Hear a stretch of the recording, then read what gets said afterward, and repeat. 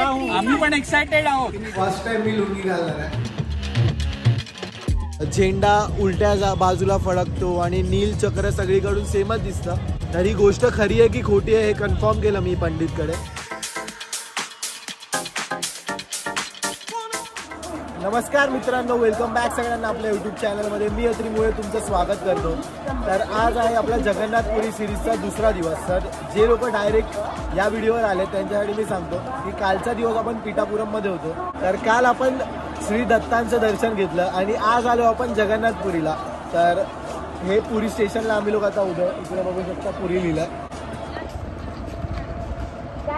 तर आजचा आपला असा प्लॅन आहे की इकडून आपण हॉटेलला जाणार आणि जगन्नाथपुरी दर्शन घेणार। तर जगन्नाथपुरीचं मी खूप स्टोरीज ऐकल्यात की तिकडचं जे कळस आहे ते एका साईडनेच दिसतं, त्याची दुसरी बाजूने आपण बघायला गेलं तरी ते सेमच दिसतं। तर ते एक आहे। परत तिकडचं एक फ्लॅगबद्दल स्टोरी आहे की जशी हवेची दिशा असते त्याच्या हवेच्या अपोजिट साईडला तो फ्लॅग वेव्ह होत असतो। तर असे खूप साऱ्या मिस्ट्रीज आहेत तिकडे की पाण्याचा आवाज तिकडे गाभाऱ्यामध्ये येत नाही।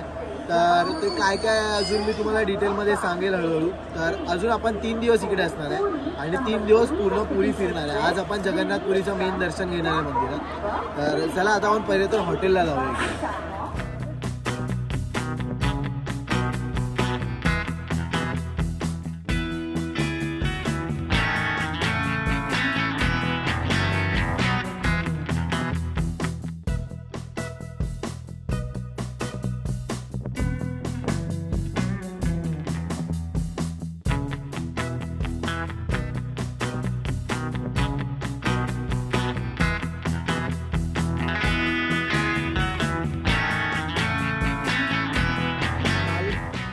आज आहे 26 तारीख आणि आम्ही पुरीला आलो। तर कालच्या ब्लॉगमध्ये तुम्ही जसं बघितलं असणार की आम्ही लोक पीठापुरमला होतो, तिकडे आम्ही रात्री जेवलो, त्यानंतर हॉटेलमध्ये गेलो, हॉटेलमध्ये चेकआउट केला आणि रात्री 11 वाजताची गाडी पकडून आम्ही लोक आज दुपारी 2:40ला पुरीला आलो। आणि त्याच्या अगोदर 2 दिवस ट्रेनमध्ये होतो, परत पीठापुरमला पण फिरलो आम्ही बराच। तर म्हणून मी ट्रेनमध्ये झोपून गेलो, ट्रेनमध्ये असं काय केलं नाही, म्हणून मी ब्लॉग पुरी स्टेशनला आल्यावर चालू करतोय। तर आता तेच ट्रेनमध्ये काय नाही, झोपूनच होतो। त्यानंतर थोडा दुपारच्या वेळेला आम्ही लोक पत्ते वगैरे खेळलो आणि हलका फुलका नाश्ता केला आहे, अजून प्रॉपर जेवण नाही केलं आहे। तर जेवायला पण बघूया आता काय। आणि सध्या तर आपल्याला पहिले हॉटेलला जायचं आणि इकडे टॅक्स्या म्हणजे वर बॅग वगैरे ते लोक ठेवतात आणि ते टॅक्सी करून आम्ही लोक पहिले तर हॉटेलला चाललो आहे। आणि खूप एक्सायटेड आहे मी इकडच्या जगन्नाथपुरीच्या मंदिरात जायसाठी। आम्ही पण एक्साइटेड आहोत ट्रॅव्हल करायला। मी इकडे आल्यावर चेक केला, आता 26 डिग्री टेम्परेचर आहे, पण तरी पण भरपूर गरम होतं आणि त्यात आम्ही लोक हुडी वगैरे घालून आलो आहे। तर बघूया रात्री इथे थंडी असायला पाहिजे, टेम्परेचरचं बघूया। आता सध्या तर निघायचं लवकर इकडून आणि माणसं वाढत आहेत कमी होतात त्या समजत नाही। 3 गाड्या करून पण 9 लोक आहेत एका गाडीत, 27 जण झाली तरी पण माणसं बाकी राहतात। बघूया आता आपण बसूया आता गाडीत। आपले ड्रायव्हर का आपका नाम क्या सर? सुशांत ड्रायव्हर आहे आपला। सुशांत घेऊन जाईल आपल्याला हॉटेलवरती भेटूया।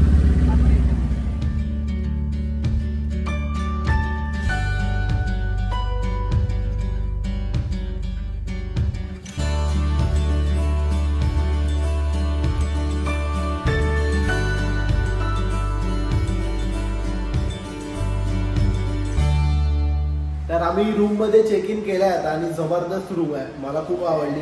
बरेच मोठी आहे, एका रूममध्ये 5 जण आहेत।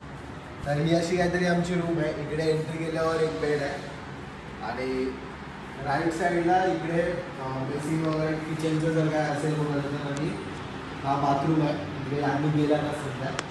आणि हा एक मोठा बेड होता। तर या सगळ्या पसाऱ्याकडे जरा दुर्लक्ष करा। इकडे मी हार्दिक आणि आयुष आम्ही 3 जण असणार आहे आणि त्याचे पप्पा आणि काका या साईडला असणार। आणि इकडे अजून एक बाल्कनी पण आहे भरपूर मोठी। हा भक्त निवास आहे, त्या भक्त निवासची एंट्री वगैरे इथून पूर्ण दिसते।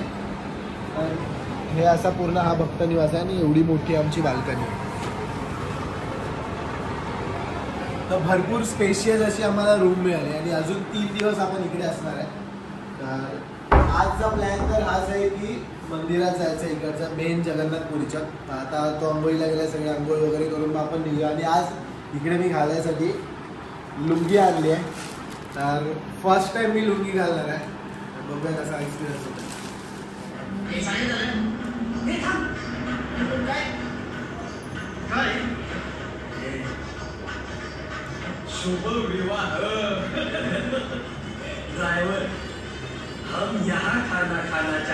तर आता मार्केटमध्ये आलोय आम्ही प्रॉपर आणि पहिल्यांदा मी अशी फर्स्ट टाइम लुंगी घालून फिरतोय. कारण आता सगळ्यात पहिले तर मंदिरात जायचं आहे. तिकडे यादनिक रिक्षा पकडतोय. हा चालेल तर 2.5 किलोमीटरसाठी पर पर्सन 20 रुपये आहे. रिक्षा केली आहे आणि तर आता आपण पहिल्यांदा मंदिरात जाऊ. कॅश आहे का तुमच्याकडे?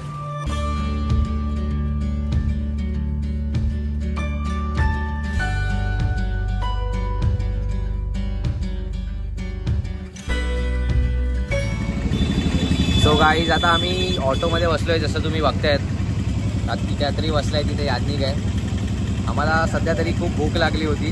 पण आमचा मेन मोटो होता की पहिला जगन्नाथपुरीच्या मंदिरात जायचं आहे. तर आम्ही आता मंदिरात निघालोय ऑटोमध्ये बसून. पहिला दर्शन आजूबाजूला आहे म्हणजे मोमोज पण आहे तिकडे. डोसा वगैरे. डोसा तर असणार. हां तर मोमोजची वगैरे पण दुकान आहेत. तर येताना पहिला आम्हाला खायचं कारण जेवलोच नाही सकाळपासून जेवलो नाही आम्ही. आम्हाला खूप भूक लागली आहे. तर पहिला देवाचं दर्शन आणि त्यानंतर आम्ही परत येऊन पेट पूजा. तर तुम्ही जर रिक्षाने येत असाल तर रिक्षा इथपर्यंतच सोडतात. आणि हे समोर मंदिर आहे. तर हे एवढ्याला मंदिर आहे. आणि इकडे पार्किंग केली आहे कार आणि बाईकसाठी. इकडून पुढे मला वाटतं कोणाला जाऊन नाही देत. तर हे समोरचं मंदिर आहे.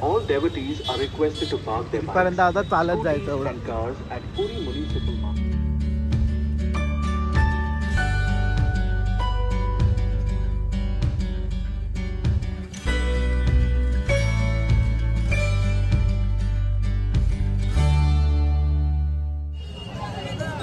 तर हे जे तुम्ही माझ्या मागे बघताय ही मंदिराची एंट्री आहे. तर फोन घेऊन जायला आतमध्ये अलाउड नाही आहे. तर इकडे शॉप्स आहेत तसेच इकडे लॉकर मिळतात. तर तिकडे आम्ही सगळे आता फोन ठेवतोय. आणि मी थोडा पुढे आलेलो मंदिराचा कळस वगैरे शूट करायसाठी.